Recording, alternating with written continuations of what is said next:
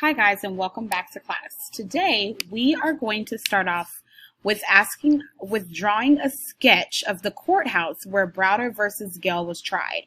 You're going to label your sketch with the name of the court case and the trial date, and then you're going to upload it inside of Schoology.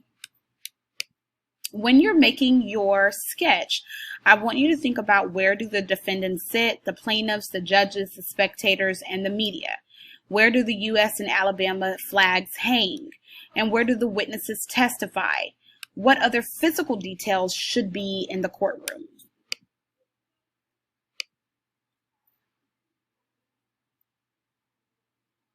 Now I want you to think, how does Chapter 9 connect to these two questions?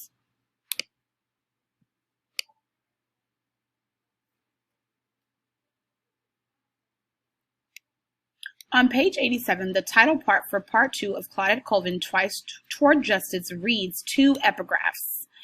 Okay? House establishes a new section of the book entitled Playing for Keeps to cover the court case.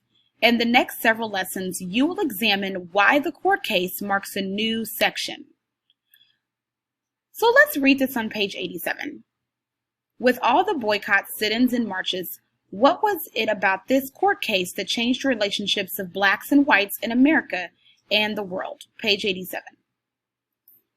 Explore this question, and we're going to think about this and answer this question inside of Schoology.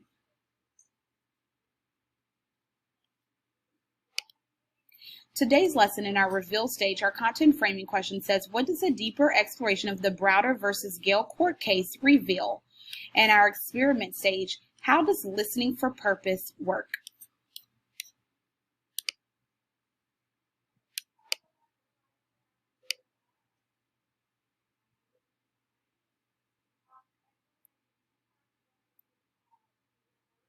Now we're going to read aloud from page 92 on February 21st is where it starts. Those words will be on there. To achieve justice. What difference does House identify between the lawsuit on February 21st and Browder versus Gale? What difference does House identify between the lawsuit on February 21st and Browder versus Gale? How does House describe the black citizens' attitude towards the trial? How does the setting of the lawsuit contribute to the attitude? Now let's turn to 94. The crowd sat back down and listened as Justice Rivers read out the plaintiff's complaint, namely that laws and ordinance requiring segregated seating on public buses violated the equal rights provision of the 14th Amendment of the U.S. Constitution. Page 94. Now, using the text insert that's on page 90, how would you paraphrase the quoted section of the 14th Amendment? And how do laws that require segregated seating on public buses violate this section of the 14th Amendment?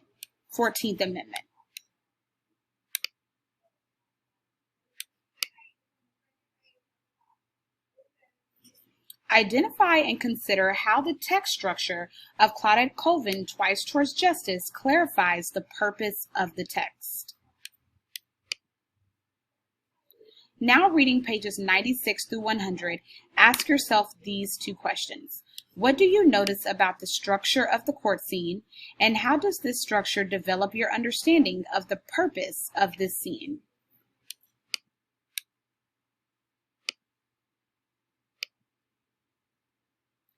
Now I want you to write down these two terms and what's on the screen in your journal. The word plaintiffs, black, which were the black citizens filing the complaint. And the defendant at the course was the city of Montgomery, Alabama.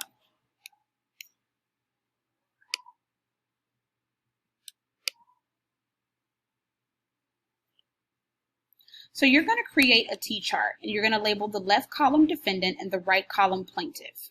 I want you to record the purpose or motives of the remarks spoken by the defendant and the plaintiffs in your chart. So, for example, in the T-chart, when the defendant, who is the city of Montgomery, Alabama, when they say something, you're going to write it down in the defendant column. And then you're going to tell me, why did they say that? When the plaintiff speaks, you're going to write that down in the plaintiff column. And then you're going to tell me why the plaintiff said that. Then ask yourself, how does the defendant's questioning develop this idea about Reverend Martin Luther King Jr.?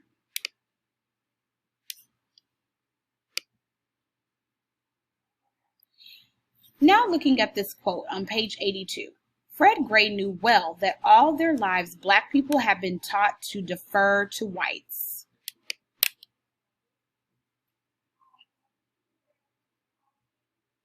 So now I want you to think about the concept of agency when it comes to that sentence.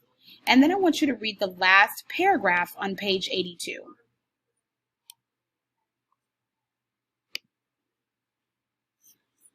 How did the Black plaintiffs' responses to Walter Nabby's questioning show or not show their agency? Write a 2 to 3 sentence response to this question.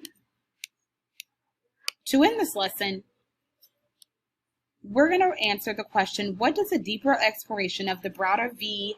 Gale court case reveal?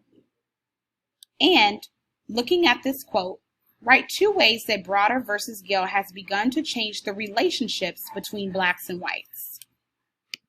For homework tonight, read chapter 10 and continue your fluency in handout 11A.